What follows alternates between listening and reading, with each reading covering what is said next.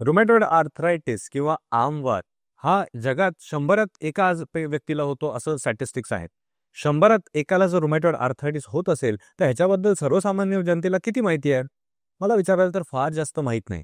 या व्हिडिओमध्ये आपण बोलूया रुमॅटॉइड आर्थरायटिसची लक्षणं काय असतात आणि त्याची ट्रीटमेंट कशी केली जाते. मी डॉक्टर सुशांत शिंदे आणि रुमॅटॉलॉजी इंडिया ह्या चॅनलमधनं आमचा प्रयत्न आहे की जास्तीत जास्त लोकांपर्यंत रुमॅटॉलॉजी आणि आर्थरायटिस ह्या विषयाबद्दल माहिती पोहोचवावी आणि त्यांना ह्याची मदत व्हावी. तुम्हाला किंवा तुमच्या परिवारमध्ये कोणाला जर वात असेल तर ह्या चॅनलला जरूर सबस्क्राईब करा.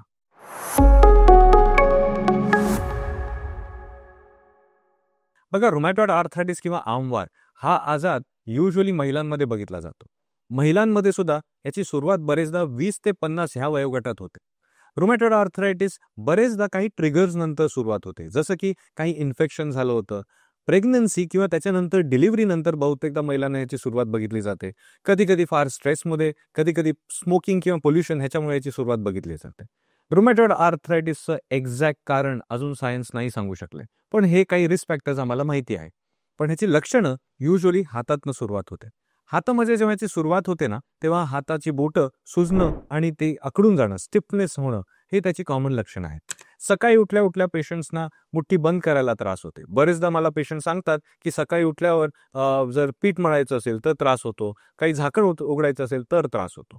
पेशंट स्वतः समजू लागतात की जर आपण गरम पाण्यामध्ये हात ठेवले तर आपल्याला जरा बरं वाटते, थंडी वाढली की त्रास वाढतोय. ही लक्षणं इशारा करत असतात की रुमॅटॉइड आर्थरायटिस आहे. पण बाहेरून ना काही दिसत नसतं, त्यामुळे पेशंट सुद्धा इग्नोर करतात आणि कधी कधी फॅमिली मेंबर्सनाही समजत नाही की हा काही सिरियस आजाराची सुरुवात आहे. जसा आजार वाढतो तसा रिमेंबर हा आजार इन्फ्लमेटरी आजार आहे. इन्फ्लमेटरी म्हणजे शरीरामध्ये जे सांधे दुखतायत तिकडे जखम होते. ही जखम शरीराच्या बाहेरून नाही आली, शरीराने आतूनच सुरू केली, म्हणून आपण याला इन्फ्लमेशन म्हणतोय. पण ही जखम सुरुवातीला सांध्यांमध्ये आहे. जर ह्या स्टेपला, ह्या टप्प्याला जर योग्य औषधं भेटली तर ही जखम बंद करता येऊ शकते. पण ही जखम जर बंद नाही झाली तर ही पसरेल हाडापर्यंत. एकदा का हाड खायला लागली ना तर त्याला आम्ही म्हणतो इरोजन्स. आणि जर इरोजन्स आले तर हाड खाल्लं गेलं तर हाडाचा आकार बदलू शकतो, हातपाय वाकडे होऊ शकतात. हळूहळू आजार पसरतो आणि हातापासून मनगट, मनगटापासून कोपर, खांदे, गुडघे, अँकल आणि पायाचे बोटं ह्या सर्वांना आजार पसरून ह्या सगळ्यांना दुखणं, सूज येणं आणि जसा टाइम पुढे जाईल काही वर्षांमध्ये यांचे आकार बदलणं हे होऊ शकतं. सांध्यांना परमनंट डॅमेज जर झाला तर आम्ही बघतो काही वेळेला व्हेरी अनफॉर्च्युनेटली पेशंट्स एवढे जास्त डिसेबल्ड होतात या आजारामुळे की त्यांना बेडवरनं बाहेर उठणं, स्वतःहून चालणं, बिना सपोर्टचं कुठलंही काम करणं, हात वरती उचलणं, साधे केस विंचरणं, ह्या सर्व गोष्टींनाही त्रास होऊ शकतो. It is very unfortunate. आज ट्रीटमेंट्स अवेलेबल असूनही आमच्याकडे अजून पेशंट्स असे येत आहेत जे ह्या टप्प्याला पोचून आमच्याकडे येत आहेत. आणि म्हणूनच हा व्हिडिओ, कारण की जर ह्याची लक्षणंच माहीत नसतील तर आपण ट्रीटमेंट कशी घेणार? ह्या सर्वावर ट्रीटमेंट आहे, पण ट्रीटमेंटच्या अगोदर येतो डायग्नोसिस. योग्य निदान, योग्य डायग्नोसिस होणं महत्त्वाचं आहे. हा डायग्नोसिस जर एक्सपर्ट्सनं दाखवलं गेलं, रुमॅटॉलॉजिस्टनं दाखवलं गेलं तर इझी आहे. पण इतर डॉक्टरांसाठी हा डिफिकल्ट असू शकतो. सो तुम्हाला जर डाऊट असेल तर रुमॅटॉलॉजिस्टना भेटा. रुमॅटॉलॉजिस्ट काय करणार? तुमचे कोणते सांधे इन्व्हॉल्ड आहेत ते आम्ही तपासू. त्या सांध्यांना बघून काही टेस्ट लागतात, जसं की ESR, एरिथ्रोसाइट सेडिमेंटेशन रेट, किंवा CRP, सी रिॲक्टिव्ह प्रोटीन. हे टेस्ट रिपोर्ट जर वाढलेले आहेत तर ते आम्हाला सांगतात की तुमच्या शरीरामध्ये, त्या व्यक्तीच्या शरीरामध्ये इन्फ्लमेटरी रिस्पॉन्स आहे. तसंच सांध्यांची काही टेस्ट करता येतात, जसं की सांध्याचा एक्सरे, अल्ट्रासाऊंड आणि काही केसेसमध्ये MRI. काही रक्ताचे टेस्ट रुमॅटॉइड आर्थरायटिसला डायग्नोज करायला मदत करतात. त्यामध्ये एक नाव कदाचित आपण ऐकलं असेल, रुमॅटॉइड फॅक्टर, ज्याला काही लोक RA टेस्टही म्हणतात. रुमॅटॉइड फॅक्टर, अँटी CCP आणि ANA हे रिपोर्ट्स रुमॅटॉइड आर्थरायटिसमध्ये पॉझिटिव्ह असू शकतात. मी पुन्हा सांगतो, असू शकतात. असलेच पाहिजेत का? असं अजिबात नाही. आमच्याकडे असेही पेशंट्स येतात ज्यांना रुमॅटॉइड आर्थरायटिस आहे पण हे टेस्ट निगेटिव्ह आहे. ह्याला सिरो नेगेटिव्ह रुमॅटॉइड आर्थरायटिस म्हटलं जातं. मग ह्याचा डायग्नोसिस क्लिनिकल आहे आणि सिमिलर ट्रीटमेंटनी सिरो नेगेटिव्ह आर्थरायटिसही बरा होऊ शकतो. पण त्यासाठी तुम्हाला ते डॉक्टर्स हवेत जे ह्याचं काम करतात, ते म्हणजे रुमॅटॉलॉजिस्ट. बरं, आता जर डायग्नोसिस झाला तर ट्रीटमेंट कशी करू?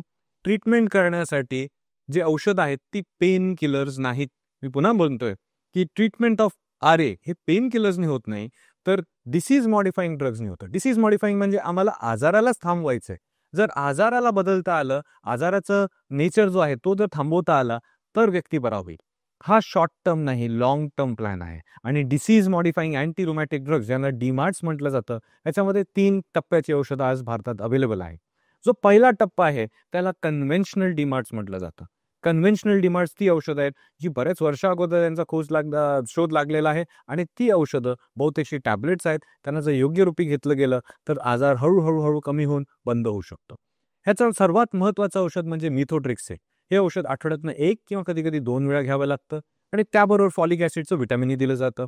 तसेच इतर औषधंही आहेत जसे की लेफ्लुनमाइड, हायड्रॉक्सिक्विन, सल्फासॅलाझिन. ही काही नावं मी तुम्हाला सांगतोय. ही औषधं डायरेक्ट तुम्ही बाजारातून नाही घेतली पाहिजे, भेटणारही नाहीत आणि ह्यांना एक्सपर्ट्सच लागतात.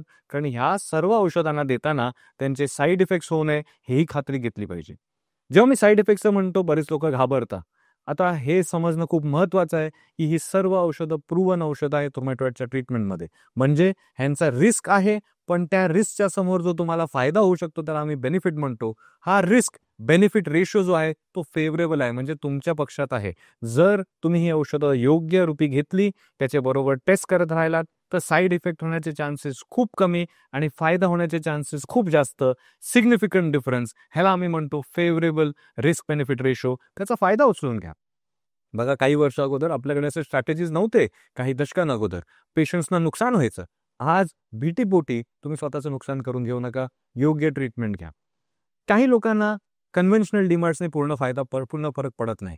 अशा केसमध्ये आपल्याला वेगळी औषधं द्यावी लागतात आणि ती ॲडव्हान्स ट्रीटमेंट्स आहेत. ॲडव्हान्स ट्रीटमेंट्समध्ये एक मोठा ग्रुप आहे ज्याला बायोलॉजिक्स म्हटलं जातं. बायोलॉजिक ही औषधं अशी आहेत की ती इंजेक्शन्स आहेत, खूप फास्ट काम करतात, बऱ्याच वेळेसाठी रिझल्ट देतात आणि भरपूर लोकांना सक्सेसफुल रिझल्ट भेटतात. ही बायोलॉजिक जी औषधं आहे ती एका पर्टिक्युलर तरीकेने बनवली जातात है ना. मी बायोलॉजिक्स म्हणतोय कारण हे टार्गेटेड ट्रीटमेंट्स आहेत. हे एक प्रकारचे आपण म्हणू शकतो अँटीबॉडीज आहेत किंवा प्रोटीन मॉलिक्युल्स आहे. पण त्यामुळे ह्यांचं प्रोडक्शन आणि तुमच्यापर्यंत पोहोचण्याची जी कॉस्ट आहे ती वाढते आणि सर्वात मोठा लिमिटेशन बायोलॉजिक्सचा आज कॉस्ट आहे. पण ज्या पेशंट्सना कन्व्हेन्शनल औषधांनी फरक नाही पडत त्यांनी ह्याच्याबद्दल विचार केला पाहिजे. तुमच्या रुमॅटॉलॉजिस्टच्या guidance under with the right monitoring biologics घेतले पाहिजे. बायोलॉजिक्समध्ये एक अजून अडचण येऊ शकते ती म्हणजे त्यांचे काही प्रिकॉशन्स. ज्या व्यक्तींना इन्फेक्शन्स असतील जसं की टीबी किंवा हेपटायटिस म्हणजे कावीळ, त्या लोकांना आम्ही बायोलॉजिक्स देऊ शकत नाही आणि ह्याची टेस्ट केल्याशिवाय आणि पुढे इन्फेक्शन्स होऊ नये म्हणून वॅक्सिन्स दिल्याशिवाय बहुतेकदा बायोलॉजिक्स दिलेही जात नाही. त्यामुळे तुम्हाला रुमॅटॉलॉजिस्टच्या सल्ल्याने बायोलॉजिक्सचा विचार केला पाहिजे. आता बायोलॉजिक्स बरोबरच एक नवीन ॲडव्हान्स ग्रुप आहे ज्याला जॅक इनिबिटर्स म्हटलं जातं.